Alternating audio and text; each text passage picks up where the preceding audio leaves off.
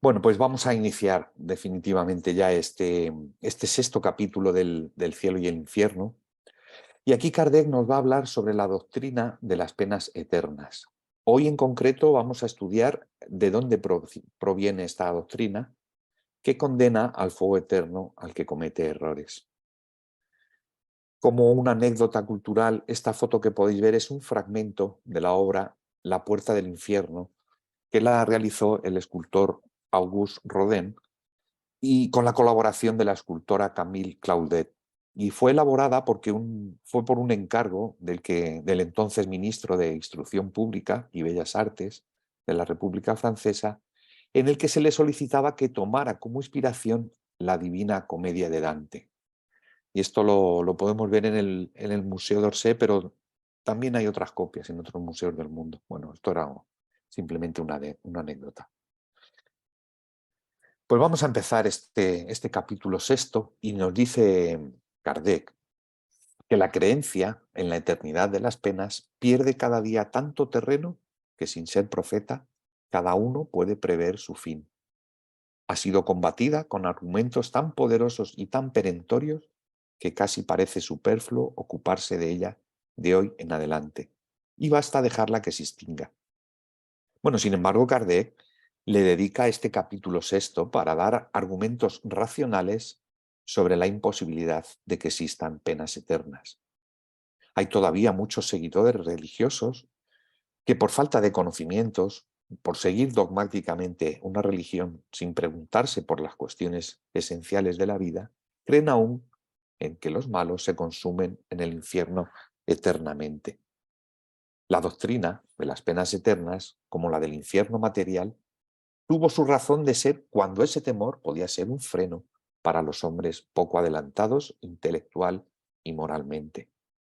Por lo mismo que poco o nada se hubieran impresionado con la idea de las penas morales, tampoco se hubieran sobrecogido con la de las penas temporales, ni aún habrían comprendido la justicia de las penas graduadas y proporcionadas, porque no eran aptos para distinguir las diferencias, algunas veces poco sensibles entre el bien y el mal, ni el valor relativo de las circunstancias atenuantes o agravantes.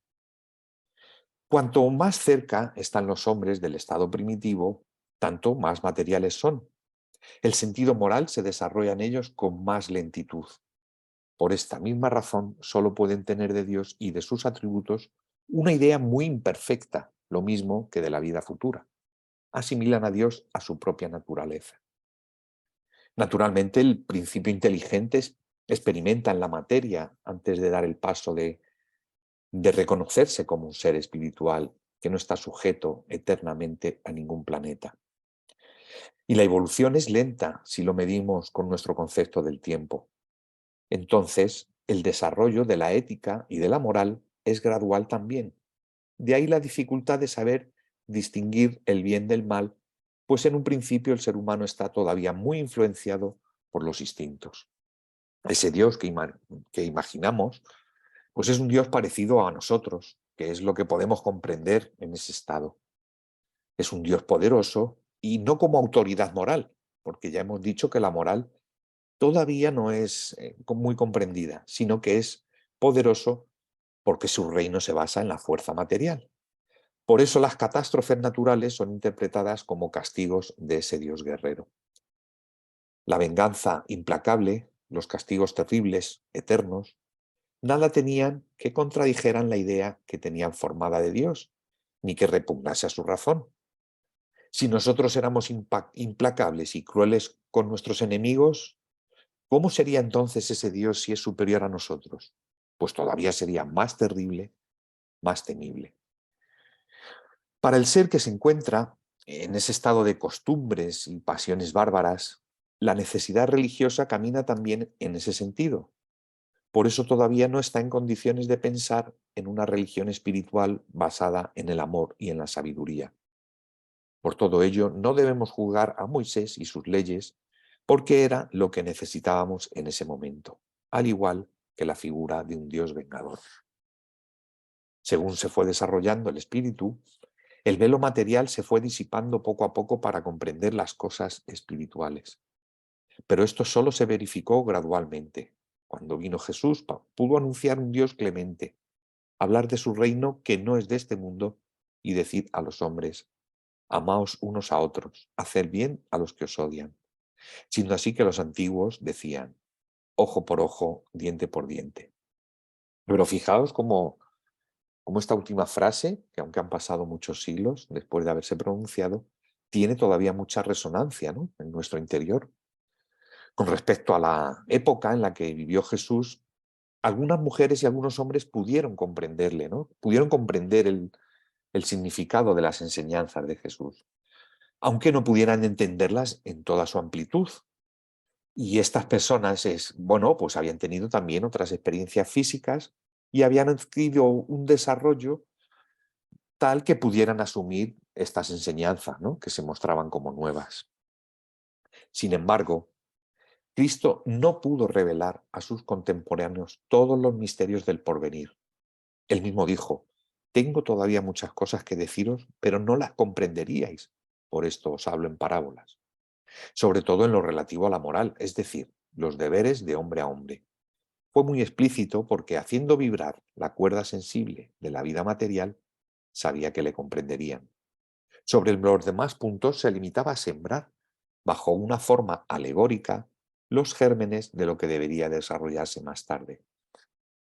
La doctrina de las penas y recompensas futuras pertenecen a este último orden de ideas. Sobre todo con respecto a las penas, no debió combatir por de pronto todas las admitidas. Venía para señalar a los hombres los nuevos deberes, la caridad y el amor del prójimo, en lugar del espíritu de odio y de venganza. La abnegación en lugar del egoísmo. Esto ya era mucho. No podía razonablemente aminorar el temor del castigo reservado a los prevaricadores, sin debilitar al mismo tiempo la idea del deber. Jesús prometía el reino de los cielos a quien cumpliera con el deber moral. Por tanto, si los buenos tenían una morada a dónde ir, ¿dónde irían los malos? Tendría que haber un sitio alternativo contrario para ellos, algo que pudieran impresionarlos, todavía muy materializados para comprender el mundo espiritual. Recordemos que Jesús hablaba principalmente para el pueblo, y en esa época eran pues pocos los que tenían un cierto grado de ilustración. Por ello necesitaban estas imágenes tan impactantes, ¿no? Y no algunas ideas que no iban a comprender. Es que en esa época se necesitaba oponer al premio un castigo. Y hay todavía en nosotros la idea de la retribución e incluso del castigo por parte de la justicia divina sobre las obras que hayamos efectuado en la vida mortal. Pues que en el fondo todos esperamos una recompensa por parte del Creador. Y así muchas veces en las oraciones incluimos favores hacia nosotros. En otros casos, como por ejemplo las peregrinaciones, tiene un poco de esto, ¿no? Yo hago el esfuerzo de ir a un templo o a un lugar sagrado, recorrer una distancia, pero a cambio te pido alguna gracia. Pues he encontrado una reflexión que para mí es muy interesante sobre este tema, de una persona que trascendió en la experiencia física, trascendió del ser humano mortal al ser humano espiritual inmortal. Y me refiero a Mevlana Jalaluddin Rumi. Y dice así: la religión persigue el favor y la gracia. Aquellos que se atreven a perderlas son de Dios los amigos predilectos, pues no ponen a prueba a su Señor ni viven preocupados de ganar o perder. Para mí, no sé si será para vosotros, pero es una profunda reflexión, además en pocas palabras, ¿no? Para indicar que el que se entrega sin esperar nada a cambio, sin pedir ningún beneficio, será predilecto de Dios. Pues yo ya empezó en ese momento a comprenderle. Me parece brillante además esta idea de no poner a prueba al Padre. Si es que esta frase me ha encantado, la verdad. Ocurre que si estamos pidiendo alguna gracia, algún beneficio para nosotros, y lo hacemos frecuentemente, lo normal es que nos ocurra lo que realmente necesitamos y no lo que nosotros queremos que nos pase. Y claro, así corremos el riesgo de acabar desconfiando de Dios, por tanto, distanciándonos de Él. Esta reflexión que hizo Rumi me parece una idea muy moderna, muy atemporal y a la que todavía no han llegado millones de religiosos. Añade que no vive preocupado por ganar o perder, pues ya sabe que todo depende de él, de su esfuerzo, ¿no?, en ir progresando. Y sin tener esa losa del castigo por equivocarse, pero tampoco la recompensa de Dios a sus buenas acciones. Eh, bueno, pues despojado de las ideas de las penas, siendo conscientes de quiénes somos, después de ese trabajo de introspección, de observación, de reflexión y sobre todo de experimentar esta doctrina en nuestra vida diaria, bueno, pues vamos a tener elementos suficientes para saber cuál será nuestro próximo fin y nuestro próximo recomienzo. Bueno, vamos a seguir con el libro. Si Jesús amenazó a los culpables con el fuego eterno, también los amenazó con echarlos a la gehenna. ¿Y qué era esa gehenna? Pues un sitio cercano a Jerusalén, un pudridero a donde iban las inmundicias de la ciudad, un basurero. ¿Deberíamos tomar esto así, al pie de la letra? Bueno, era una de aquellas figuras enérgicas con cuya ayuda impresionaba a las masas. Lo mismo sucede con el fuego eterno. Si tal no hubiese sido su pensamiento, estaría en contradicción consigo mismo, enalteciendo la clemencia y la misericordia de Dios, porque la clemencia y la inexorabilidad son tan contrarias que se anulan. Sería, pues, interpretar muy mal el sentido de las palabras de Jesús, ver en ellas la sanción del dogma, de las penas eternas, cuando toda su enseñanza proclama la mansedumbre del Creador. Y el ejemplo claro es la oración que Jesús nos enseñó para comunicarnos con el Padre, en donde dice: Señor, perdónanos nuestras ofensas, como perdonamos a los que nos han ofendido. En esta frase, que nos alienta a solicitar perdón de parte de Dios, en realidad nos está hablando que llegará un momento en que seremos perdonados por nuestras imperfecciones cuando las hayamos superado, ¿no? Por lo menos en alguna parte, ¿no?, a cada una de ellas. Ahora bien, este perdón está condicionado. Seremos perdonados cuando nosotros también sepamos perdonar. Entonces, no hay un indulto gratuito, sino que se debe al esfuerzo personal salir de tal o cual situación negativa. Y Kardec acaba este ítem con esta maravillosa frase de: la oración dominical es una protesta diaria contra la venganza de Dios. Creo que mejor no se puede explicar. Para hombres, que por cierto aquí tenemos la escultura completa, es bastante interesante. Bueno, para hombres que solo tenían una noción confusa de la espiritualidad del alma, la idea del fuego material nada chocante era, tanto menos que esta en la creencia vulgar, derivada de la del infierno pagano, casi universalmente esparcida. La eternidad de las penas nada tenía tampoco que repugnase a gentes sometidas desde muchos siglos a la legislación del terrible Jehová. En la mente del ser humano, en líneas generales, todavía la rudeza, la venganza, el ojo por ojo y el diente por diente estaban muy presentes. Por eso esta doctrina encaja perfectamente en su psique, y más cuando existían dioses vengativos, como vemos con Jehová, que castigaba implacablemente al pecador. Pero en el pensamiento de Jesús, el fuego eterno no podía ser más que una figura. Poco le importaba que aquella figura fuese tomada al pie de la letra, si debía servir de freno.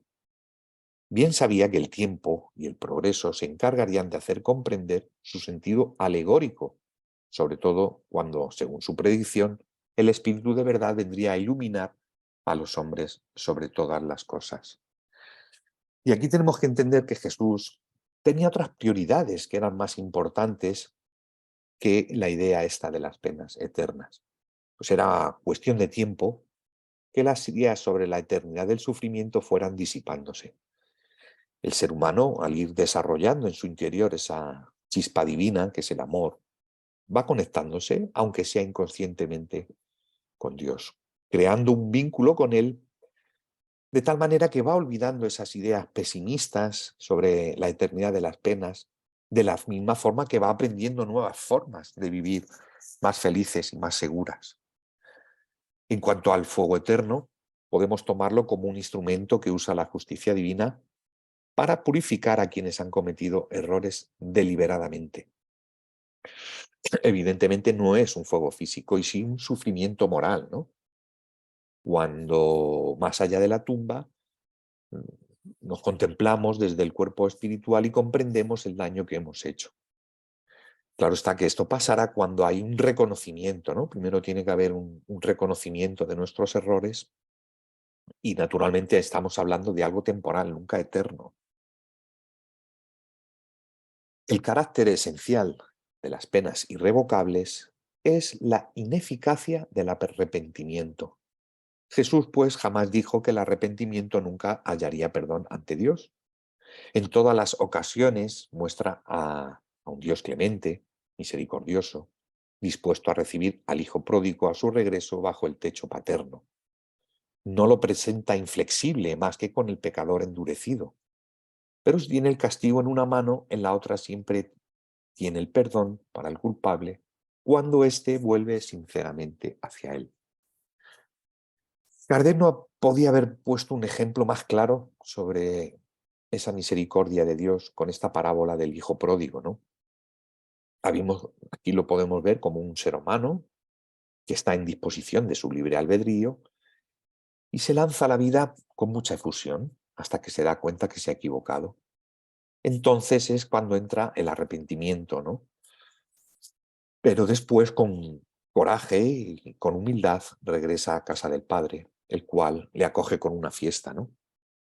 Bueno, demostrando que Dios, como no podía ser de otro modo, perdona a todo el que se muestra arrepentido y al que no tampoco lo castiga. Simplemente va a ser víctima, pues, de sus propios errores, hasta que, como el hijo pródigo, arrepentido, inicia el camino otra vez a la casa del Padre.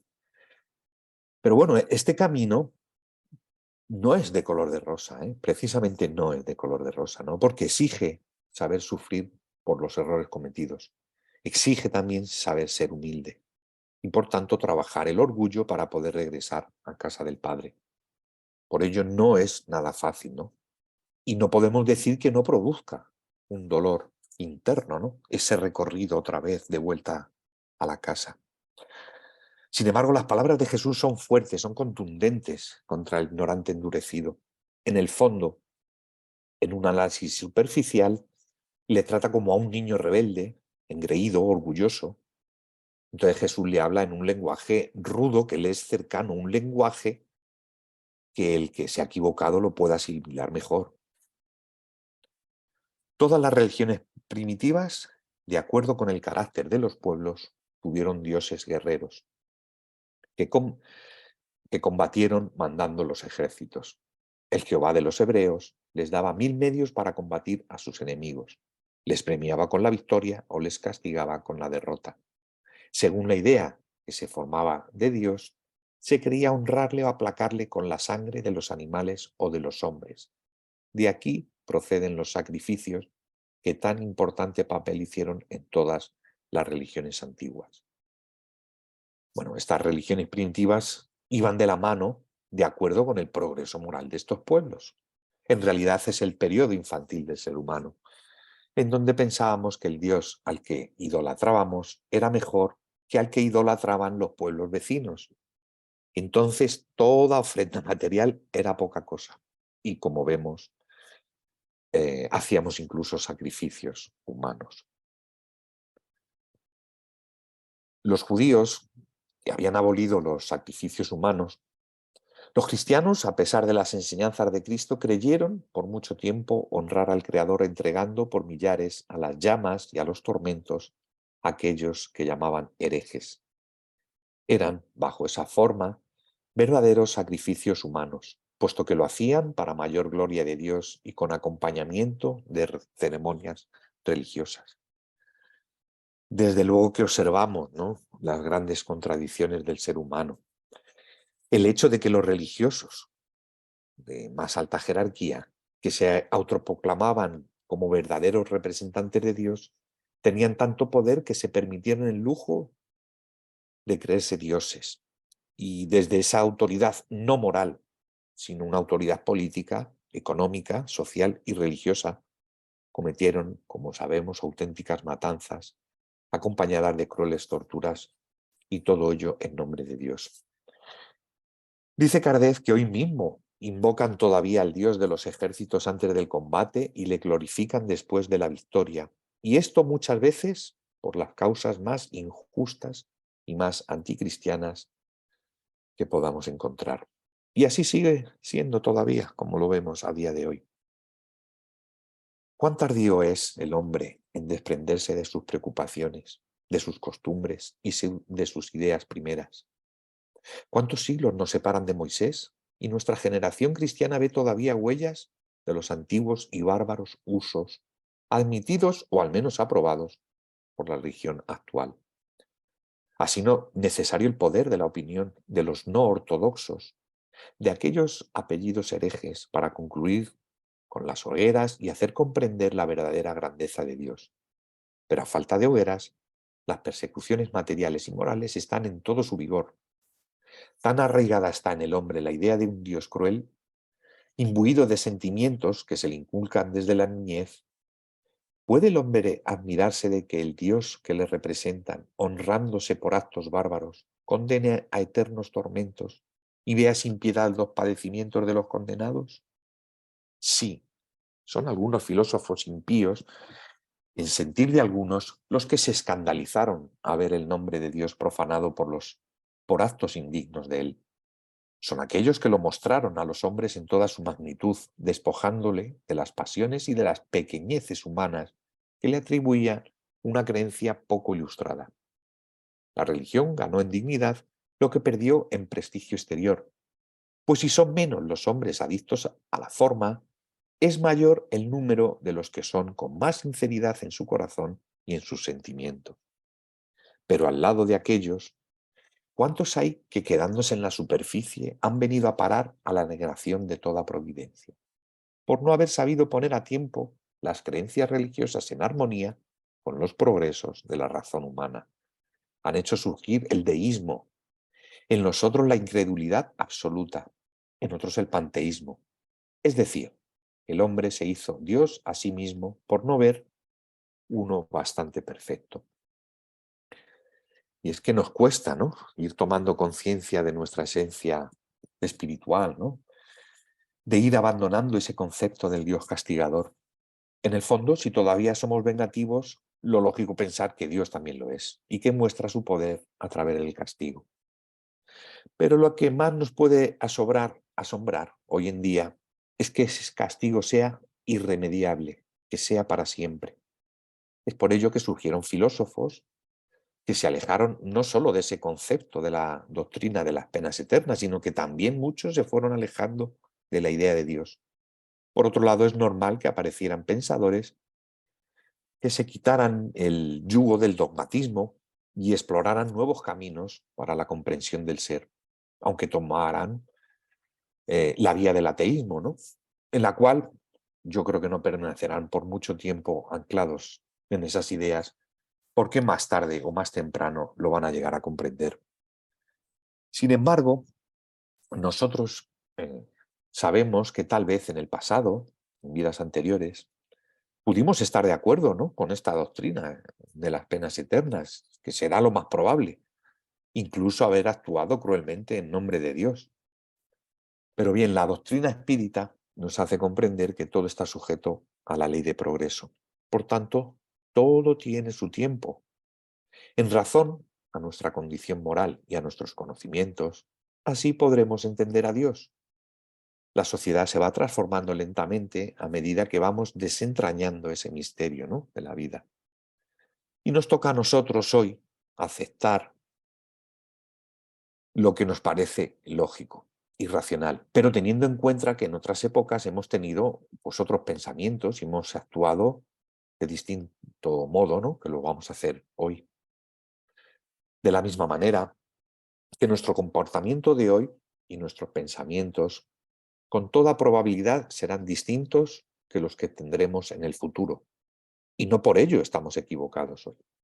Simplemente acompañamos el progreso. Comprendemos lo que podemos, según nuestro desarrollo. En febrero de 1867 en París y en el grupo espírita de Delan, gracias al médium señor Morín, Lacordaire desde el mundo espiritual se comunicó y dijo, entre otras cosas, que las viejas creencias elaboraron la renovación que comienza a producirse. Todas ellas, siempre que no fueran exclusivamente materiales, poseían una chispa de la verdad. Lamentad los abusos que se introdujeron en la enseñanza filosófica, pero perdonad los errores de otras épocas, en caso de que vosotros mismos queráis ser excusados por los vuestros en el futuro. No deis fe a lo que os parece malo, pero tampoco creáis que todo lo que se os enseña actualmente sea la expresión de la verdad absoluta. Creed que en cada época Dios amplía los horizontes del conocimiento según el desarrollo intelectual de la humanidad. Pues me parece muy acertada esta reflexión, ¿no? Porque explica con claridad que las doctrinas antiguas estaban proporcionalmente dictadas conforme al grado de entendimiento intelectual de la mayoría de los ciudadanos. Y lo que hoy nos parece racional y lógico, mañana puede que estas ideas queden obsoletas porque ya tendremos otras necesidades distintas, tendremos otra forma de ver la vida y otro modo de comprender a Dios. Esto no quiere decir que lo que hoy pensamos sea equivocado, simplemente es lo que podemos comprender en estos momentos. Por cierto, una cosa son las enseñanzas que aportan esas creencias y otra cosa son los religiosos y el uso que hacemos de ellas. Bueno, vamos a acabar con la primera reflexión que hace Kardec, ¿no?, en el principio de este capítulo de la doctrina de las penas eternas, que a mi entender resume perfectamente este capítulo sexto, ¿no? La creencia en la eternidad de las penas pierde cada día tanto terreno que sin ser profeta cada uno puede prever su propio fin. Bueno, ¿qué opináis sobre esto? ¿Será posible, como dice Kardec, que sin ser profetas cada uno de nosotros podemos ver por anticipado cómo seremos, dónde estaremos cuando hayamos dejado la carne? Pues esto tiene mucho que ver con las recomendaciones que espíritus elevados nos ofrecen, cuando nos animan a conocernos a nosotros mismos, a descubrir las potencialidades que se encuentran en nuestro interior.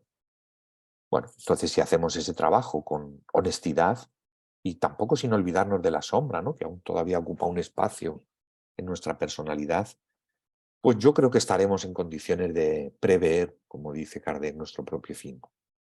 Nuestro trabajo será salir de este cuerpo que nos ayuda en mejores condiciones en las que llegamos, haber dado un paso importante en lo relacionado con la moral, con el desarrollo de las virtudes y haber cultivado el amor por el conocimiento. Si es así, nada debemos temer, porque aunque seguramente podríamos haber hecho mucho más, el hecho de tener la conciencia tranquila por el empeño que hemos puesto en mejorarnos ya supondrá una pequeña victoria.